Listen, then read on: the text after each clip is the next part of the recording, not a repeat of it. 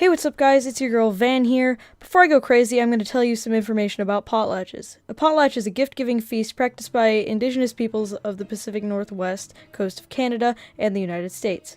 Here is the primary economic system. Potlatches are part of the Heiltsuk, Haida, Nuksulk, Tlingit, Baka, Tsimshian, Nachanolth, Kawa, Kawaku, and Coast Salish cultures. Economic info. A potlatch was held on the occasion of births, deaths, adoptions, weddings, and other major events.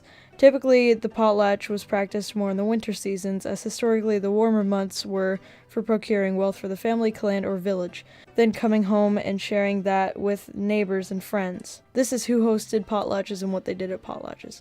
Only rich people could host a potlatch. The potlatch was the occasion on which titles associated with masks and other objects were fastened on to a new office holder. Two kinds of the titles were transferred on these occasions. Firstly, each numium had a number of positions of ranked seats, which gave them a seat at potlatches, transferred within itself. These ranked titles granted rights to hunting, fishing, and berrying territories. Berrying is in picking berries. This is tribal importance. There were a number of titles that would be passed between numima, usually to in-laws, which included feast names that gave one a role in the winter ceremonial. Aristocrats felt safe giving these titles to their out-marrying daughter's children because this daughter and her children would later be rejoined with her natal numium, and the titles returned with them. Any one individual might have several seats, which allowed them to sit in rank order according to their title, as the host displayed and distributed wealth and made speeches. During this presentation, I will be doing a play about the story known as How Raven Stole Crow's Potlatch. I couldn't find any citations for this story because it had been reproduced so many times. There were also no citations on any of the websites that were about it. Now, what I want all you guys to do, especially you, Karai, is sit back and enjoy the show. Once upon a time, a long time ago, in the Pacific Northwest, there lived a magical bird named Raven. Raven was a shapeshifter. He could turn himself into a man and then back again into a bird simply by pulling his beak over his head, like a mask. Raven practiced and practiced until he could turn himself into any animal. Raven could fool other animals into thinking he was, well, just about anybody.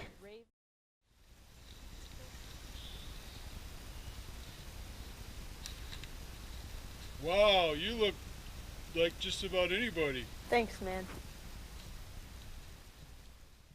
Raven was very smart. He had a considerable charm.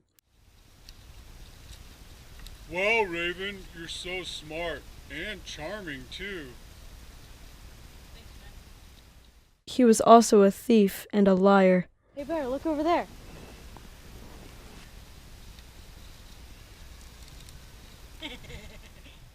Raven used his charm to make his lies sound like truth. Creatures who trusted Raven often found themselves in big trouble.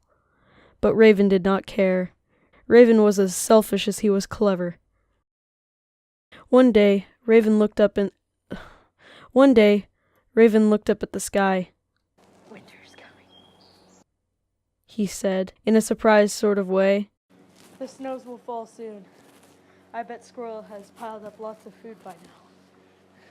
But when he flew by Squirrel's house, Squirrel hissed at him. Go away, Raven. You're not stealing food from me, not a one single note. Raven spread his wings and soared away. Squirrel's not very nice.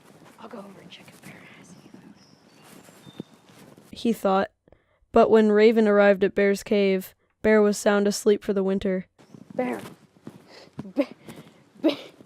Bear, get up. Get up, Bear. Please, Bear, are you dead? Oh, no, wait, you're hibernating. Okay, have a good sleep. All Bear's food was stored in his belly. Raven soared off to the top of a tree to think things over.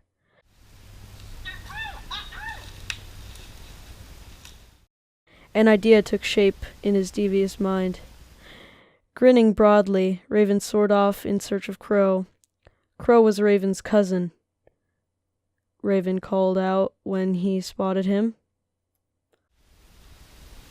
Crow, everyone's talking about your beautiful voice. I can't wait to hear you sing. Crow knew Raven was selfish. Crow knew that Raven was a thief. He knew that Raven often lied. Just the same, it was hard to resist Raven's charming compliment. Crow did have a beautiful voice. It was his one vanity, as Raven well knew. Potlatch is a huge party. It would take all my winter storage as a food to feed all my guests. And what about all the cooking and cleaning? Sighed Crow. Raven smiled warmly at his cousin. I'll help you get ready. Oh, Crow, I'm so proud to be related to you. I can't wait to hear you sing. That very night, Crow and Raven began cooking.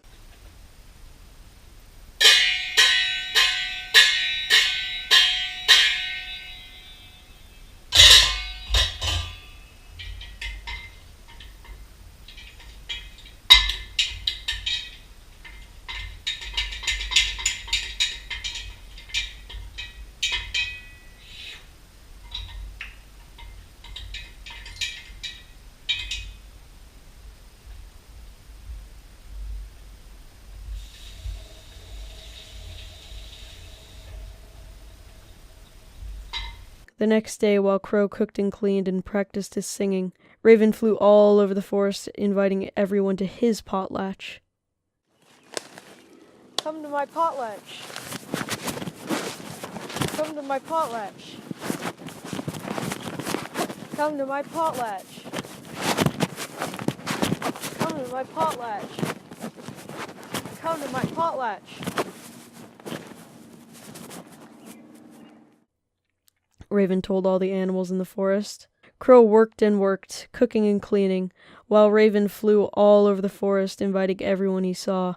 Finally, the big day arrived. Everyone came to Raven's potlatch, except the animals that had flown south for the winter, and the animals that were snoozing away in their caves and burrows. Everyone, that is, except Squirrel. Raven had not invited Squirrel. There's Elk. Raven called out. Raven soared off, supposedly to see who else was approaching. Instead, Raven circled around and landed behind Crow's house. Raven used his magic powers to turn himself into Elk. He hurried to Crow's front door.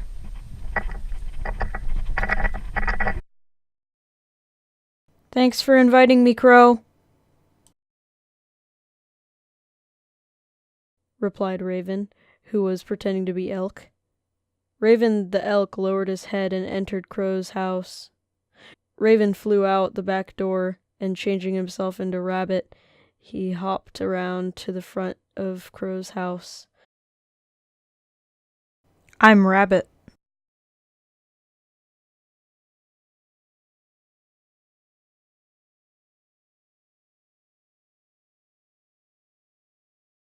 Welcome, Rabbit. How you doing? Good? Come on in, cried Crow excitedly.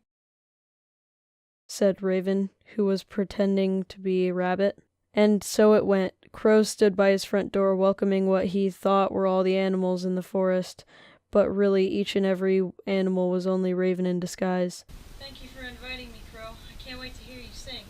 Thank you for inviting me, Crow. I can't wait to hear you sing. Thank you for inviting me, Crow. I can't wait to hear you sing. As for Raven, when he wasn't busy tricking Crow, Raven stood at the back door welcoming all the guests to his potlatch. Thank all you guys for coming to my party. Come on in. Raven was a bit winded from all his running about, but he found the whole thing delightful. No one suspected a thing. When all the real guests had entered through Crow's back door, Raven dragged Crow away from Crow's front door and pushed him into the middle of the room. Everybody, Crow's gonna sing for us. Raven shouted over the noise of the party. Crow's singing received huge cheers. Crow sang and sang until his voice was hoarse. It was a wonderful party. Everyone joked and laughed and ate and cheered Crow's songs. Yeah, Crow. Yeah, go, man. At the end of the party, each guest received a package of food to take home. Thank you for coming to my potlatch. I'm giving you this bag of food for the winter. And good luck, man. Thank you, Raven. I will take this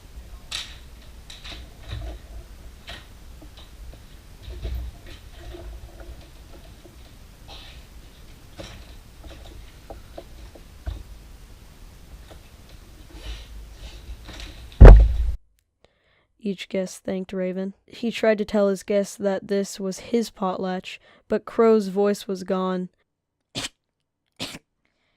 It's my potlatch. Don't listen to Raven, it's my potlatch. No, come back, it's my potlatch. That winter, as he knew he would, Raven received invitations to many potlatches. Raven had a wonderful time, laughing and eating. At each potlatch he received a package of food to take home, but no one invited Crow. After all, Crow had never invited them to a party. Why should they invite him? Poor Crow, to eat that winter he had to beg scraps of food from the people. Crow could not even tell anyone what Raven had done. Crow had lost his beautiful voice forever. The only sound he could make was a shrill squaw. And that, I'm afraid, did not help him at all. Okay, that's all. What more do you want from me? Jeez. Okay, in all seriousness, I hope you all enjoyed it. And as always, I'll see all you dudes in the next video! Bruh, look at this dude. Wait till you see the. No, no, no, no.